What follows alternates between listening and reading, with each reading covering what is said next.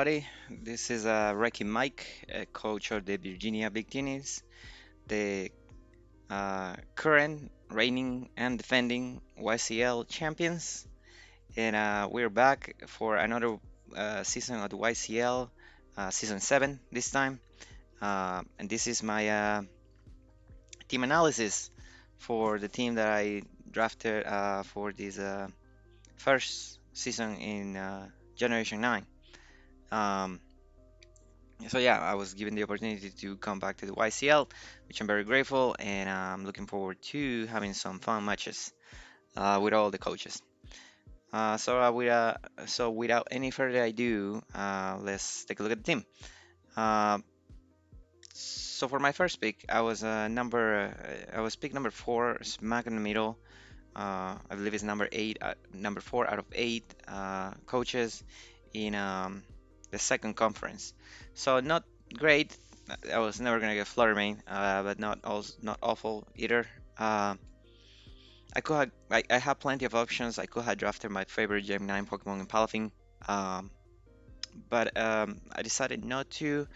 Um, Instead, the Victinis decided to go with Houndstone. Uh, So yeah, I'm sure everybody's aware of what this Pokemon does, but for those of you who are not, uh, this Pokemon doesn't have any outstanding stats, as you can see on the top right corner of your screen. Base 101 attack is its best stat, but it has some decent bulk, winning 197 defenses with 72 HP. Um, However, this Pokemon does one thing only, and that is Last Respects. One of, if not the most broken move in Generation 9. Um, and Houston is the only Pokemon that gets access to it. For anybody not familiar, Last Respect is a Ghost type move that has a base 50 power, but it becomes 50 base power higher the more fainted of your teammates you have. So if this is the last Pokemon and it's clicking last respects on your team, this team will be hitting with a staff move with 300 base power. So yeah, this Pokemon is it can be quite scary. As Last Respect is just a nasty move, it gets decent enough coverage to take care of dark types and normal types that receives and are immune to Last Respect in Play Rough and Body Press, and it also gets a decent priority move with a Shadow Sneak. Uh, you may be thinking, you know, someone might be thinking that this Pokemon is not fast enough to be hitting a lot of Pokemons before they can kill it. However, this Pokemon also gets access to Sandrush, which is, you know, this is my comfort zone, I guess. I love weather teams. At least I'd like to have some sort of weather mode in my teams, and this is my Generation 9 Excadrill, I guess, since Excadrill is not in this generation, at least not right now. Um, so yeah, Houndstone, and even if it's not gonna be running, I guess Sandstream, it gets access to Fluffy, which actually makes it pretty bulky on the uh, physical side. And unlike Dracovish, this Pokemon doesn't have to hit you first to hit you with a broken move. This Pokemon just has to hit you. So yeah, we drafted it to do one thing only. To be completely honest with you, I mainly drafted this Pokemon over so many other good Pokemons because I fully expect Last Respect to get either banned or heavily restricted uh, in most leagues as the generation goes. But um, the YCL decided that it was not necessary this season, and I'm all for it. So yeah, Houndstone is gonna be the cornerstone of our team, and hopefully, he does great. We'll see if we can make Last Respects broken, at least in draft. For our second pick, we decided to go with one of these generation's starters in Meowscarada. Not necessarily the best one, in my opinion, but a great one. Though admittedly, all three starters are great. But Meowscarada, yeah, um, is the Protean starter this generation. The stats you can see on the right top corner, he has a great speed stabbing 123, and he has a decent amount of power and 110 base attack, especially with access to its signature move, Flower Trick, 100 accurate move, 100% accurate move with 70 base power that always crits. So yeah, this Pokemon, uh, that can put a lot of things, a lot of ball cap sweepers or whatnot, or walls in a lot of issues. Um, this Pokemon also gets access to Stab Knockoff, because it is grass and dark. And as Sarud proved last generation, dark and grass can be a pretty good typing in draft. And Sarud didn't get access to knockoff or Sucker Punch, which this Pokemon gets as well. Um, like I mentioned before, this Pokemon gets Protean, even though Protean has been nerfed to only work once on your first attack. This is the type of Pokemon that will come in and click one move and you know just care enough to get a stop in that move, like U-turn or knockoff, or other moves that we can click. Um, but yeah, Meowscarada, I had enjoyed using this Pokemon in BGC and the various stage singles. So we'll see how it goes. Also, she just mentioned that like all their starters, it gets access to Overgrow, and don't sleep on a Flower Trick boosted Overgrow. For those of you who follow last season of the YCL, I drafted Cinderace, but only with Blaze, and a lot of my opponents realized that taking out boosted Pyro Ball, sorry, a Blaze boosted Pyro Ball, was no fun.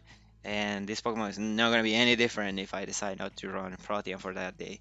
Um, so yeah, Masquerada. I'm excited to use it, and let's see how it does this season. For pick number three, I decided that I can't. I'm gonna need sand for this team, even if it's not completely a sand team. I'm going to need sand to put pressure on my opponents to prepare for Houndstone and their sand. So I decided to dip into the pool to grab the best sand setter available, in my opinion at least, being Hypodon. Tyranitar is a great Pokemon, but I don't necessarily think that it's a great sand setter. Hypodon also gives me, the coveted ground type, and it's also a great physically defensive and especially defensive wall. With that great HP that it has, a special defensive save is actually pretty viable on this Pokemon. I believe on ladder. Uh, on overuse and underuse last generation, most people used to run especially defensive actually, which is great. It also gives us to access to hazards and stealth rocks, and it hasn't really lost much this generation, other than toxic, but it still gets facing in war and whirlwind, which is very important in my opinion this generation with so many um, scary setup sweepers. So yeah, Hypodon, good or reliable. We'll see how it does this season. Next up, we decided to grab another wall. This wall completely stops physical sweepers, such as Palafin or Rory Moon or whatnot. Um, so yeah, Dondozo. I love this Pokemon. I use it myself on the ladder all the time. In both 3v3 and 6v6. Um, I love that it's an honorary wall that is not passive, since it has a great attack stack and access to, high base power moves like wave crash, liquidation, and even body press. If he wants to set up, if he wants just to be a defensive set, it also gets access to curse, which can let you set up with alongside other set of sweepers, but beat them because you ignore their boost. Um, so yeah, this Pokemon is great. It does have a weakness to uh, grass that shares with Hypodon. Um, However, I think my next pick is gonna help me a little bit more. It's gonna help me lead with grass types, and that is Ironbot, the futuristic Volcrona, that has, in my opinion, hands down the best design of all Pokemon in Generation 9. I just love how this thing looks, especially in game. Um, but yeah, uh, because the team was looking solid when it comes to bulk and pivots and a scary physical sweeper in Houston, I decided that I needed special offense, and with 140 base special attack, this thing is definitely scary from the special side. Um, it's almost as strong as Chandelure, um, but it's much faster than Chandelure with 110 base speed, which is fantastic speed tier in my opinion. Um, and it also has a decent, special defense.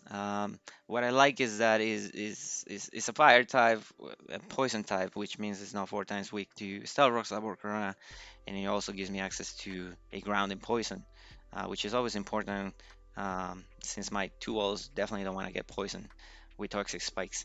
Um, and talking about toxic spikes, this Pokemon also gets access to toxic spikes, which is great. Um, since it forces a lot of switches. Sometimes it's free to set up toxic spikes on the opponent.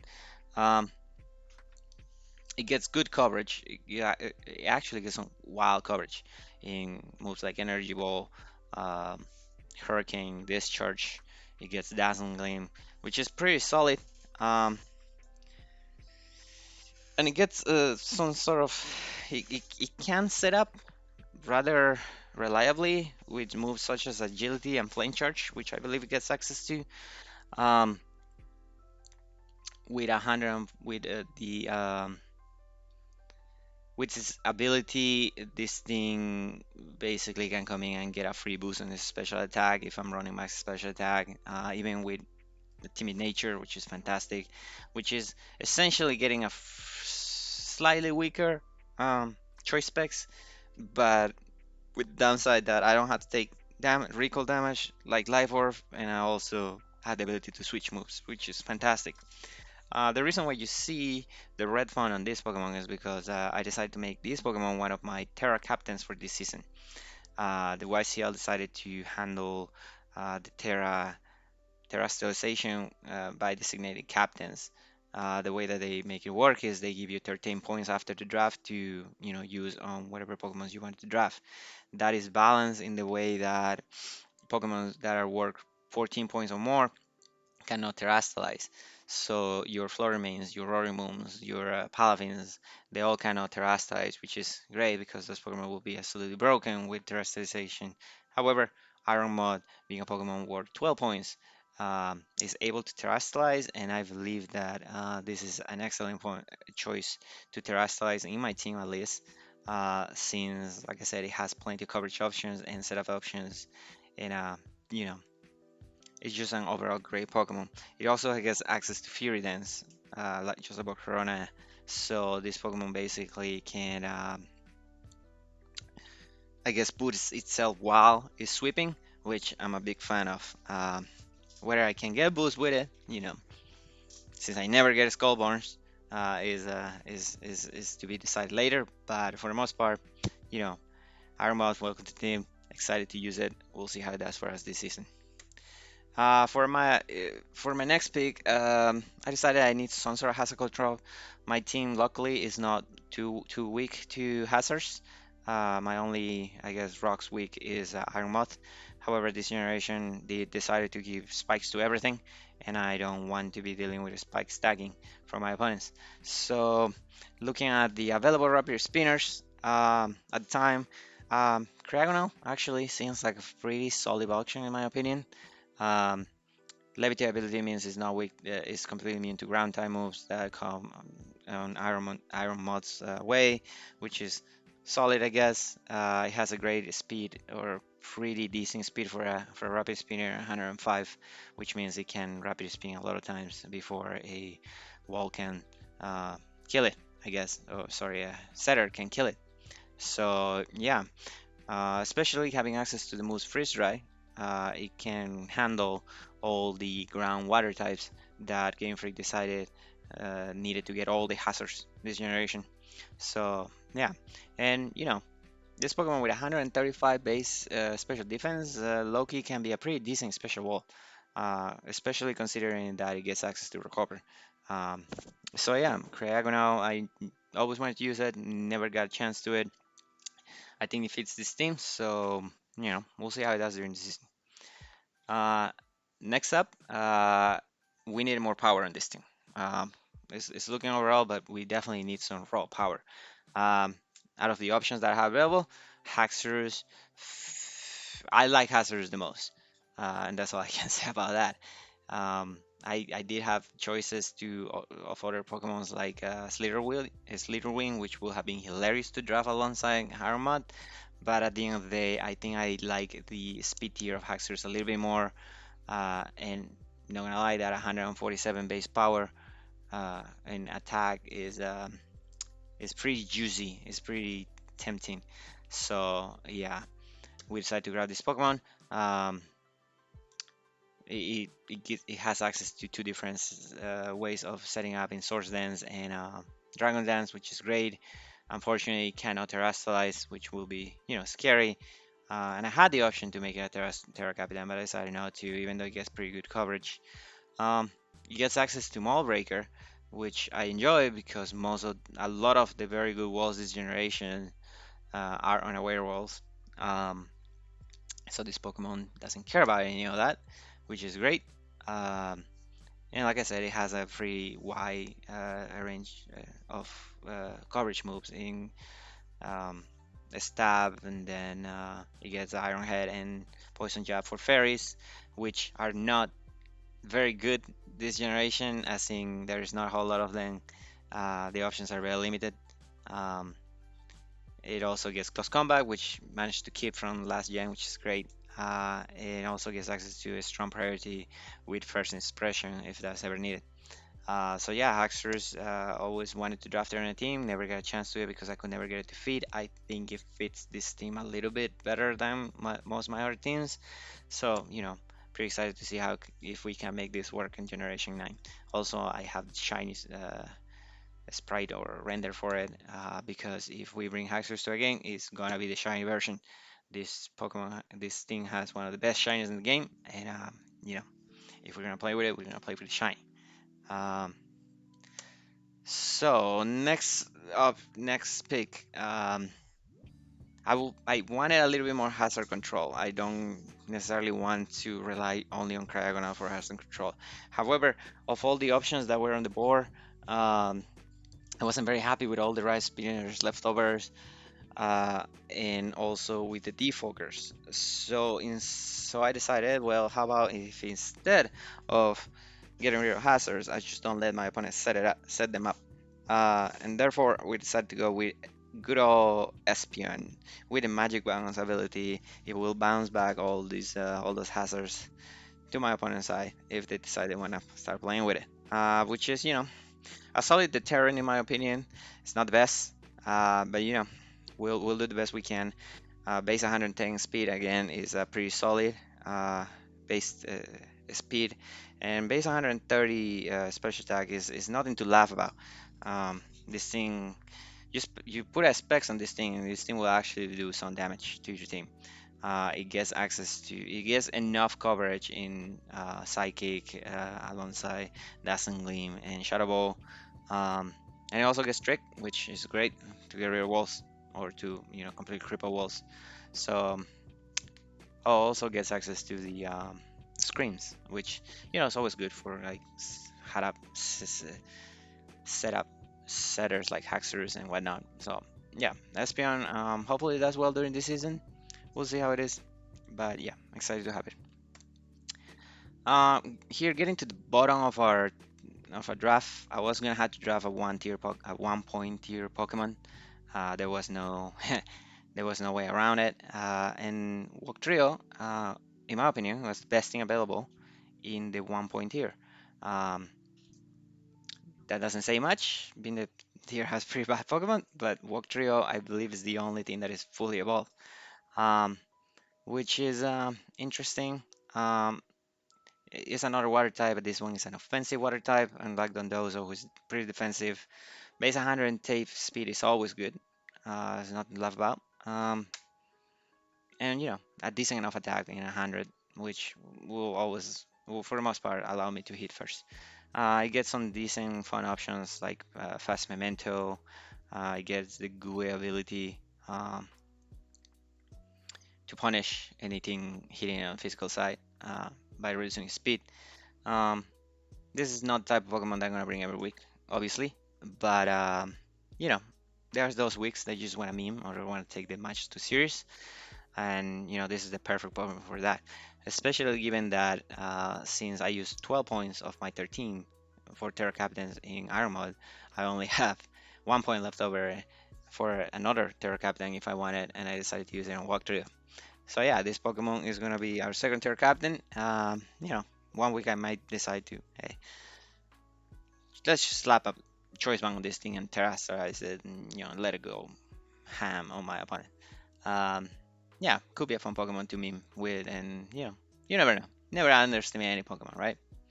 But anyway, for my last Pokemon, I decided to grab Wigglytuff. Like I mentioned before, fairies this generation are not a whole lot, and only a few of them are good ones.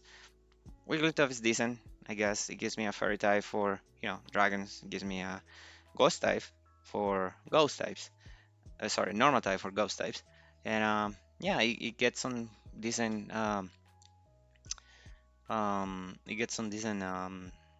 coverage utility options. I know I am aware that it lost access to teleport and knockoff, but even then, I think it still gets enough to justify, putting a slot in the team. Um, it gets Thunder Wave, it gets Steel Rocks, which is good. I don't have access to a whole lot of Steel Rocks on my team, unfortunately. Um, so yeah, that helps. And also, with 140 base HP, it gets massive, massive wishes to the rest of the team, which is always helpful. Um, Abilities are decent. Freeze is good as it gives you information on your opponent, which is invaluable in a game like Pokemon, in my opinion. And competitive punishes defogers or intimidators. Yeah. So yeah, again, not a Pokemon that is gonna come every week, but every once in a while it may come in and put in a decent showing. So anyway, that is the team that we drafted for this season. Pretty satisfied with the team. It's not the best team. I'm gonna be honest.